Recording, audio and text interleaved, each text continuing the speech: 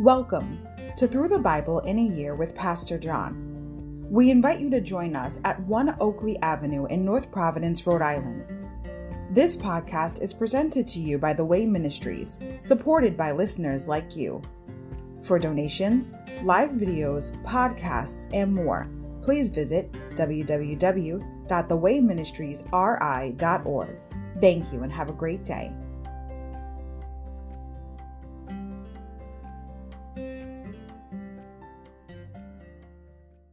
Hi everybody, welcome to Through the Bible in a Year with Pastor John. Glad you could join me today to get a portion of God's Word. Today we're going to begin with day 48, February 17th. Numbers, chapters 26 to 30. Recounting and reviewing.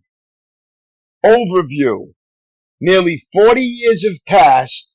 The unbelieving generation has vanished from the scene, and a new generation has grown to take its place. Once again, it is time to number the people and assess Israel's military might. In spite of divine judgments that take the lives of more than 38,000 people, chapter 16 verse 49 and chapter 25 verse 9, the nation's fighting force still totals more than 600,000. Moses, who has led the people from the beginning, will never live to see the conquest of Canaan. It remains for his successor, Joshua, to lead the people to victory. Chapter 26, repeating the census, a new generation. Chapter 27, replacing the commander-in-chief, a new general. Chapters 28 to 30, recounting the code of worship, a general review. Insight, choosing by lots, Numbers 26 verse 56. There were two aspects in the partitioning of the land of Canaan. Chapter 26 verse 56. The size of each tribe's parcel was determined by the second census, each tribe receiving territory in proportion to the size of its population. The location of each tribe's parcel was determined by lot so that no tribe could grumble about the quality of its land. Insight. What you say really matters. Numbers 32. Vows, oaths, and verbal obligations are very important from God's viewpoint. Chapter 30 verse 2. Such words are in fact the equivalent of a legal contract. Judges 11:29 to 39 speaks of a notoriously disturbing vow, and in Matthew 5:31 to 37, Jesus addresses the issue of using legal loopholes to avoid one's vows. God expects his people to keep their word even as he keeps his. Numbers chapter 26. The second registration of Israel's troops. After the plague had ended, the Lord said to Moses and to Eleazar, son of Aaron the priest, from the whole community of Israel, record the names of all the warriors by their families. List all the men 20 years old or older who are able to go to war.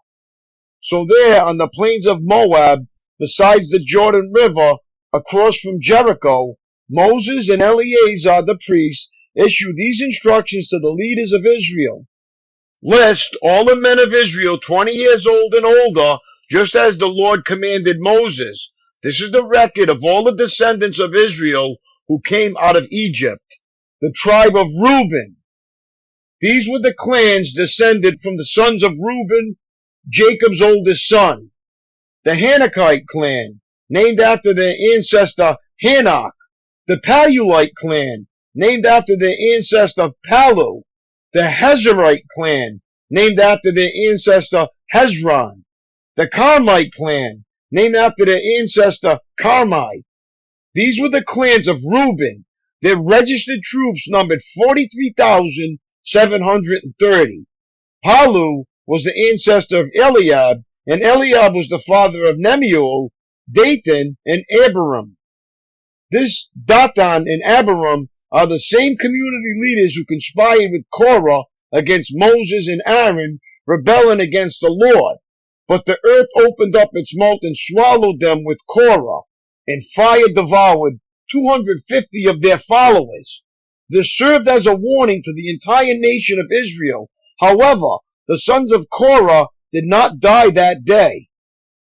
The tribe of Simeon. These were the clans descended from the sons of Simeon. The Jemuelite clan, named after their ancestor Jemuel. The Jaminite clan, named after their ancestor Jamin. The Jachinite clan, named after their ancestor Jachin. The Zoharite clan, named after their ancestor Zohar. The Shaulite clan, named after their ancestor Shaul. These were the clans of Simeon. Their registered troops numbered 22,200. The tribe of Gad. These were the clans descended from the sons of Gad. The Zephonite clan, named after their ancestor Zephon. The Haggite clan, named after their ancestor Haggai. The Shunite clan, named after their ancestor Shunai. The Oznite clan, named after their ancestor Ozni. The Erite clan, named after their ancestor Eri. The Aradite clan, named after their ancestor Aradai. The Aralite clan, named after their ancestor Aralai. These were the clans of Gad. Their registered troops numbered 40,500.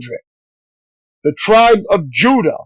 Judah had two sons, and Onan, who had died in the land of Canaan. These were the clans descended from Judah's surviving sons. The Shilonite clan, named after their ancestor Shelah. The Perizzite clan, named after their ancestor Perez. The Zerahite clan, named after their ancestor Zerah. These were the subclans descended from the Perizzites. The Hezronites, named after their ancestor Hezron. The Hamulites, named after their ancestor Hamuel. These were the clans of Judah. Their registered troops numbered 76,500. The tribe of Issachar. These were the clans descended from the sons of Issachar. The Toliite clan, named after their ancestor Tola. The Puite clan, named after their ancestor Pua. The Jashubite clan, named after their ancestor Jashub. The Shimerite clan, named after their ancestor Shimron. These were the clans of Issachar. Their registered troops numbered 64,300.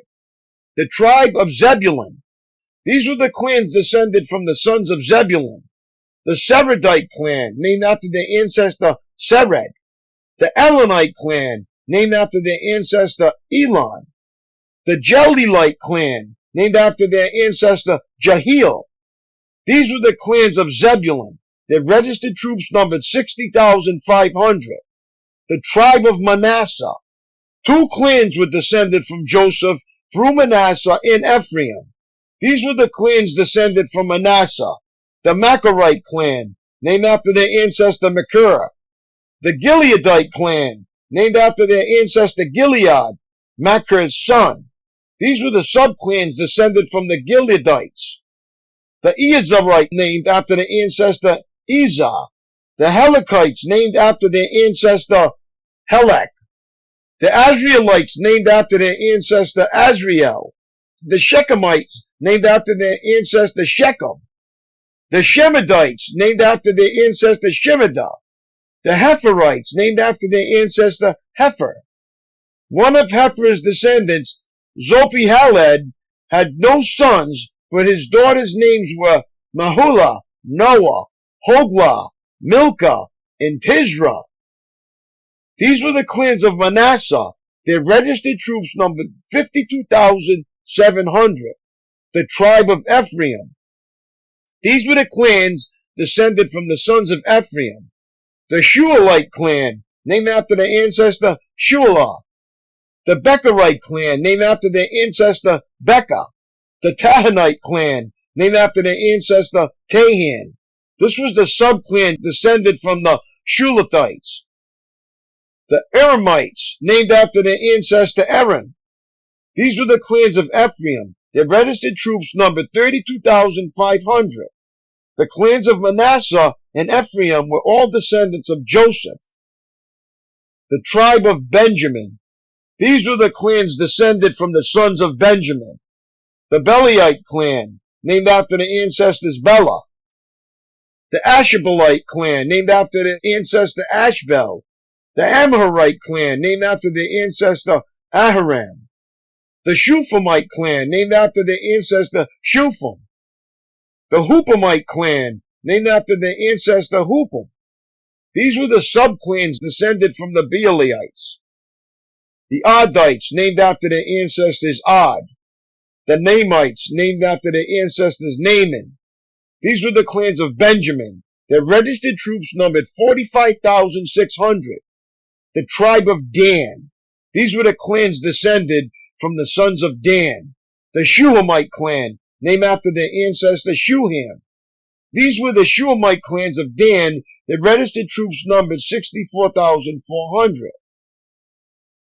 The tribe of Asher. These were the clans descended from the sons of Asher. The Imnite clan, named after their ancestor Imnah. The Ishvite clan, named after their ancestor Ishvi. The Berite clan, named after their ancestor Bera. These were the subclans descended from the Berites.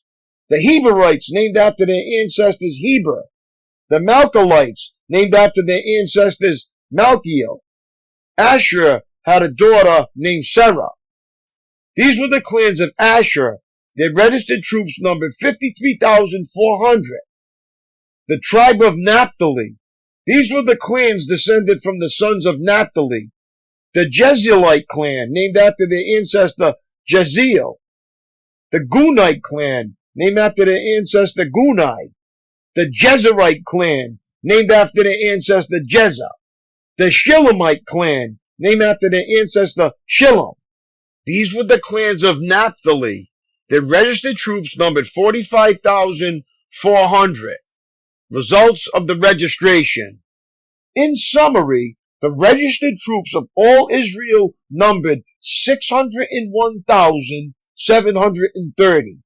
Then the Lord said to Moses, divide the land among the tribes and distribute the grants of land in proportion to the tribes' populations as indicated by the number of names on the list.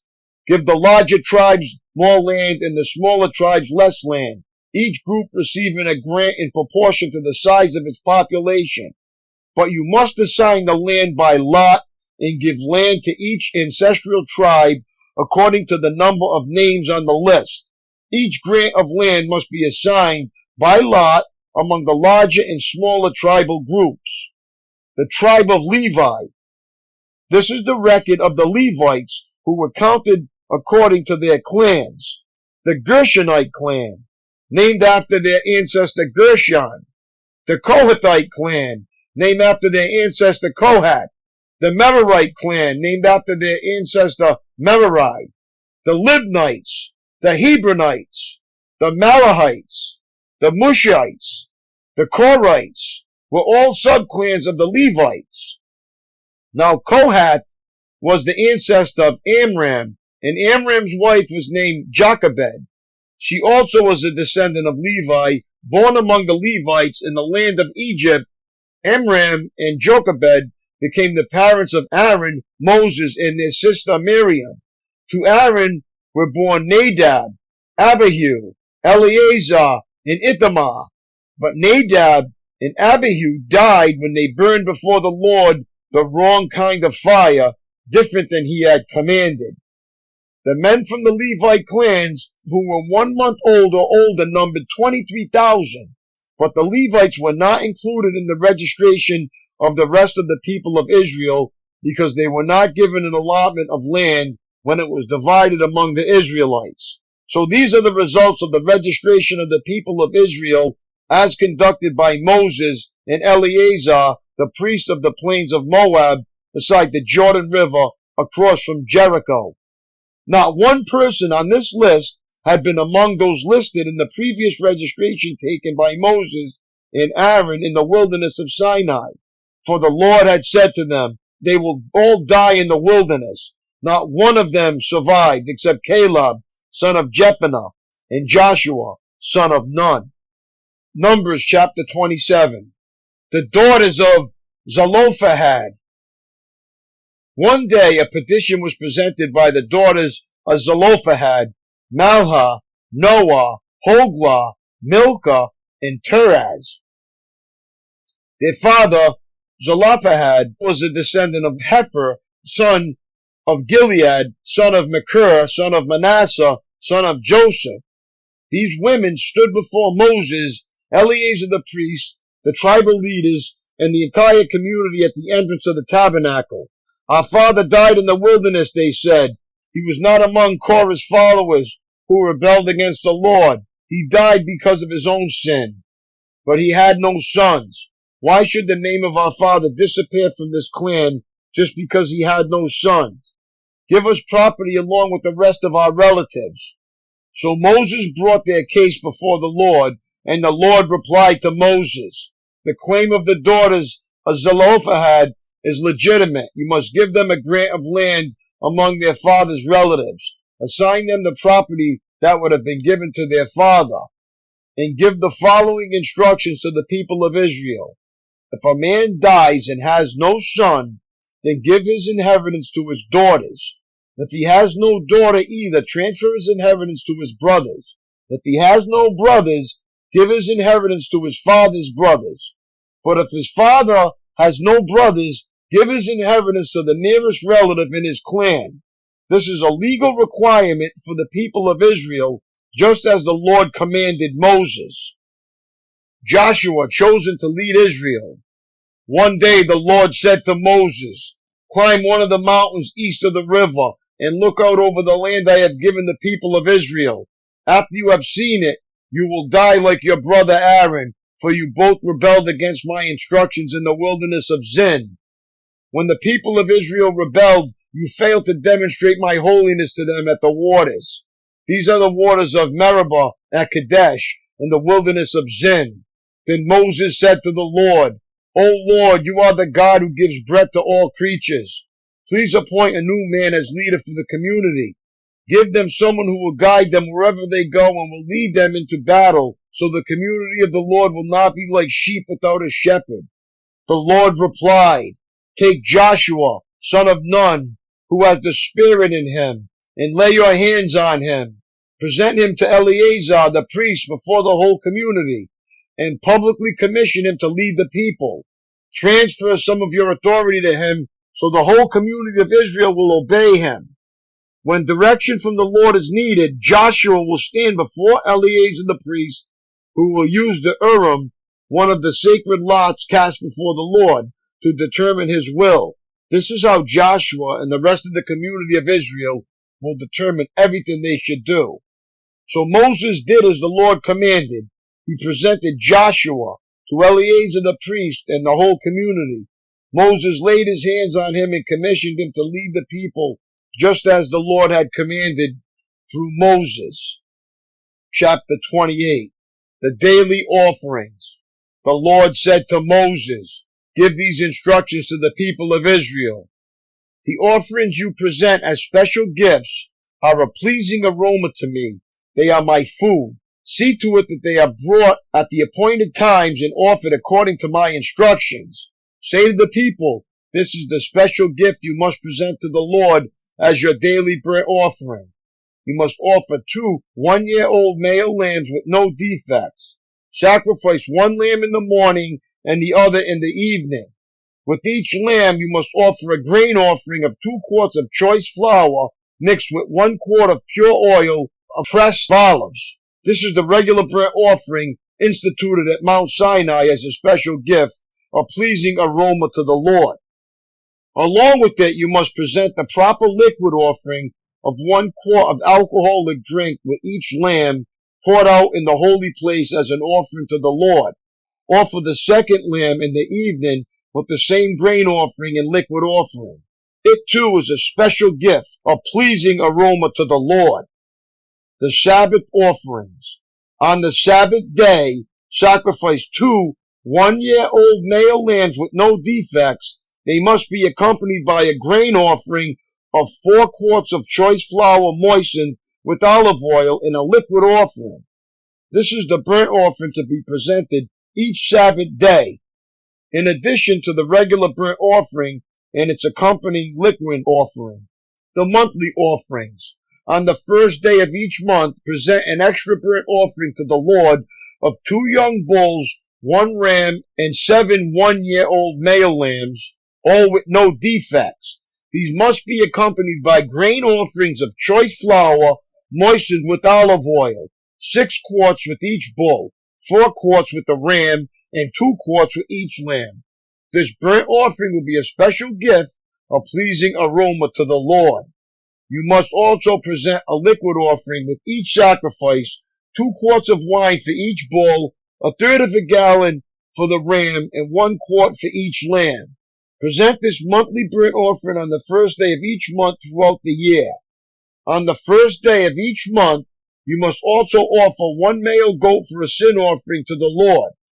This is in addition to the regular burnt offering and its accompanying liquid offering. Offerings for the Passover. On the 14th day of the first month, you must celebrate the Lord's Passover. On the following day, the 15th day of the month, a joyous 7-day festival will begin, but no bread made with yeast may be eaten. The first day of the festival will be an official day for Holy Assembly, and no ordinary work may be done on that day. As a special gift, you must present a burnt offering to the Lord, 2 young bulls, 1 ram, and 7 one-year-old male lambs, all with no defects. These will be accompanied by grain offerings of choice flour moistened with olive oil, 6 quarts with each bull, 4 quarts with the ram, and 2 quarts with each of the 7 lambs. You must also offer a male goat as a sin offering to purify yourselves and make yourselves right with the Lord. Present these offerings in addition to your regular morning burnt offering. On each of the 7 days of the festival, this is how you must prepare the food offering that is presented as a special gift, a pleasing aroma to the Lord. These will be offered in addition to the regular burnt offerings and liquid offerings. The 7th day of the festival will be another official day for Holy Assembly, and no ordinary work may be done on that day. Offering for the Festival of Harvest. At the Festival of Harvest, when you present the first of your new grain to the Lord, you must call an official day for Holy Assembly, and you may do no ordinary work on that day. Present a special burnt offering on that day as a pleasing aroma to the Lord. It will consist of 2 young bulls, 1 ram, and 7 one-year-old male lambs. These will be accompanied by grain offerings of choice flour moistened with olive oil, 6 quarts with each bull, 4 quarts with the ram, and 2 quarts with each of the 7 lambs. Also offer 1 male goat to purify yourselves and make yourselves right with the Lord. Prepare these special burnt offerings along with their liquid offerings in addition to the regular burnt offering and its accompanying grain offering. Be sure that all the animals you sacrifice have no defects. Numbers chapter 29. Offering for the Festival of Trumpets. Celebrate the Festival of Trumpets each year on the first day of the appointed month in early autumn. You must call an official day for Holy Assembly, and you may do no ordinary work. On that day, you must present a burnt offering as a pleasing aroma to the Lord. It will consist of 1 young bull, 1 ram, and 7 one-year-old male lambs, all with no defects. These must be accompanied by grain offerings of choice flour moistened with olive oil, 6 quarts with the bull, 4 quarts with the ram, and 2 quarts with each of the 7 lambs. In addition, you must sacrifice a male goat as a sin offering to purify yourselves and make yourselves right with the Lord. These special sacrifices are in addition to your regularly monthly and daily burnt offerings, and they must be given with their prescribed grain offering and liquid offerings. These offerings are given as a special gift to the Lord, a pleasing aroma to Him. Offerings for the Day of Atonement. 10 days later, on the 10th day of the same month, you must call another holy assembly. On that day, the Day of Atonement, the people must go without food and must do no ordinary work. You must present a burnt offering as a pleasing aroma to the Lord. It will consist of 1 young bull, 1 ram, and 7 one-year-old male lambs, all with no defects. These offerings must be accompanied by the prescribed grain offerings of choice flour moistened with olive oil, 6 quarts of choice flour with the bull, 4 quarts of choice flour with the ram, and 2 quarts of choice flour with each of the 7 lambs. You must also sacrifice 1 male goat for a sin offering. This is in addition to the sin offering of atonement and the regular daily burnt offering with its grain offering and their accompanying liquid offerings. Offerings for the Festival of Shelters. 5 days later, on the 15th day of the same month, you must call another holy assembly of all the people, and you may do no ordinary work on that day. It is the beginning of the Festival of Shelters, a 7-day festival to the Lord. On the first day of the festival, you must present a burnt offering as a special gift, a pleasing aroma to the Lord. It will consist of 13 young bulls, 2 rams, and 14 one-year-old male lambs, all with no defects. Each of these offerings must be accompanied by a grain offering of choice flour moistened with olive oil, 6 quarts for each of the 13 bulls, 4 quarts for each of the 2 rams, and 2 quarts for each of the 14 lambs. You must also sacrifice a male goat as a sin offering, in addition to the regular burnt offering, with its accompanying grain offering and liquid offering. On the second day of this 7-day festival, sacrifice 12 young bulls, 2 rams, and 14 one-year-old male lambs, all with no defects. Each of these offerings of bulls, rams, and lambs must be accompanied by its prescribed grain offering and liquid offering. You must also sacrifice a male goat as a sin offering, in addition to the regular burnt offering with its accompanying grain offering and liquid offering. On the 3rd day of the festival, sacrifice 11 young bulls, 2 rams, and 14 one-year-old male lambs, all with no defects. Each of these offerings of bulls, rams, and lambs must be accompanied by its prescribed grain offering and liquid offering. You must also sacrifice a male goat as a sin offering, in addition to the regular burnt offering with its accompanying grain offering and liquid offering. On the 4th day of the festival, sacrifice 10 young bulls, 2 rams, and 14 one-year-old male lambs, all with no defects. Each of these offerings of bulls, rams, and lambs must be accompanied by its prescribed grain offering and liquid offering. You must also sacrifice a male goat as a sin offering, in addition to the regular burnt offering with its accompanying grain offering and liquid offering. On the 5th day of the festival, sacrifice 9 young bulls, 2 rams, and 14 one-year-old male lambs, all with no defects. Each of these offerings of bulls, rams, and lambs must be accompanied by its prescribed grain offering and liquid offering. You must also sacrifice a male goat as a sin offering, in addition to the regular burnt offerings with its accompanying grain offering and liquid offering. On the 6th day of the festival, sacrifice 8 young bulls, 2 rams, and 14 one-year-old male lambs, all with no defects. Each of these offerings of bulls, rams, and lambs must be accompanied by its prescribed grain offering and liquid offering. You must also sacrifice a male goat as a sin offering, in addition to the regular burnt offering with its accompanying grain offering and liquid offering. On the 7th day of the festival, sacrifice 7 young bulls, 2 rams, and 14 one-year-old male lambs, all with no defects. Each of these offerings of bulls, rams, and lambs must be accompanied by its prescribed grain offering and liquid offering. You must also sacrifice 1 male goat as a sin offering, in addition to the regular burnt offering with its accompanying grain offering and liquid offering. On the 8th day of the festival, proclaim another holy day. You must do no ordinary work on that day. You must present a burnt offering as a special gift, a pleasing aroma to the Lord.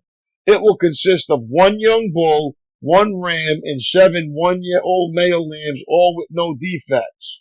Each of these offerings must be accompanied by its prescribed grain offering and liquid offering.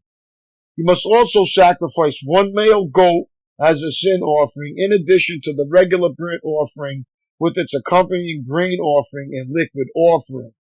You must present these offerings to the Lord at your annual festivals. These are in addition to the sacrifices and offerings you present in connection with vows, or as voluntary offerings, burnt offerings, grain offerings, liquid offerings, or peace offerings. So Moses gave all of these instructions to the people of Israel as the Lord had commanded him. Numbers chapter 30. Laws concerning vows. Then Moses summoned the leaders of the tribes of Israel and told them, "This is what the Lord has commanded. A man who makes a vow to the Lord or makes a pledge under oath must never break it. He must do exactly what he said he would do. If a young woman makes a vow to the Lord or a pledge under oath while she is still living at her father's home, and her father hears of the vow or pledge and does not object to it, then all her vows and pledges will stand. But if her father refuses to let her fulfill the vow or pledge on the day he hears of it, then all her vows and pledges will become invalid. The Lord will forgive her because her father would not let her fulfill them. Now suppose a young woman makes a vow or binds herself with an impulsive pledge and later marries. If her husband learns of her vow or pledge and does not object on the day he hears of it, her vows and pledges will stand. But if her husband refuses to accept her vow or impulsive pledge on the day he hears of it, he nullifies her commitments and the Lord will forgive her. If, however, a woman is a widow or is divorced, she must fulfill all her vows and pledges. But suppose a woman is married and living in her husband's home when she makes a vow or binds herself with a pledge. If her husband hears of it and does not object to it, her vow or pledge will stand. But if her husband refuses to accept it on the day he hears of it, her vow or pledge will be nullified, and the Lord will forgive her. So her husband may either confirm or nullify any vows or pledges she makes to deny herself. But if he does not object on the day he hears of it, then he is agreeing to all her vows and pledges. If he waits more than a day and then he tries to nullify a vow or pledge, he will be punished for her guilt. These are the regulations the Lord gave Moses concerning relationships between a man and his wife, and between a father and a young daughter who still lives at home. My daily walk. If you were suddenly incapacitated, who would be qualified to pick up your responsibilities as they relate to your job? Your family? Your church? As Moses approached his final days as Israel's leader, God instructed him not to leave the community of the Lord like sheep without a shepherd. Chapter 27, verse 17. Moses was commanded to take Joshua and transfer some authority to him. Chapter 27, verse 20. In this way, the transition of leadership would be smooth so that when the man of God died, the work of God would not falter. That's good advice for any generation. Are you letting others remain dependent upon you at home in church, or are you busy preparing them to one day take your place and carry on the work you have begun? Complete the sentence. Knowing that no individual is indispensable in the program of God today, I will help prepare blank whom to continue the work I am currently doing, blank where, by blank how. The object of a teaching is to enable those taught to get along without a teacher. That's it for today, my friends. It was great reading with you. God bless. Have a great day, and I will see you tomorrow, Lord willing. Peace.